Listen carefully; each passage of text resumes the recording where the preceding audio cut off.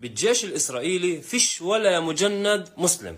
أنا كشخص من فلسطيني الدافع 48 الفلسطينيين اللي حاملين الهوية الإسرائيلية طلعت في فيديو باللغة العبرية عشان أقول لدولة إسرائيل ما تقولوا في عندنا مجندين مسلمين، لأنه بالدقيقة اللي تجند فيها المسلم خرج من الدين الإسلامي.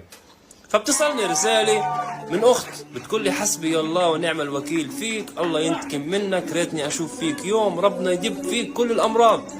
وحدي الله يا خالتي، وحدي الله يا حجي، فهميني شو السيري عشان أفهم شو السيري.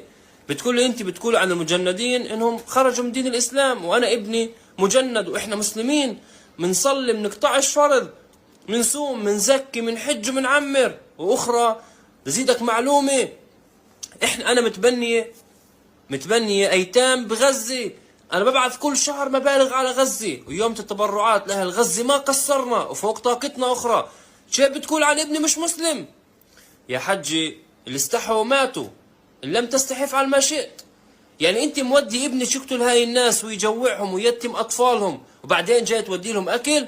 شو بدهم فيه الأكل لما ابنك مشارك بظلمهم، مشارك بجوعهم، مشارك إنه يتم أطفالهم؟ يعني ابنك بيتم الطفل بتروحي أنت تتبنيه؟ عن جد يا أخي أقسم بالله الناس بطلت تستحي. هذا الخراف أنا مش جايبه من دارنا، بالقرآن الكريم ومن يتولهم منكم فهو منهم.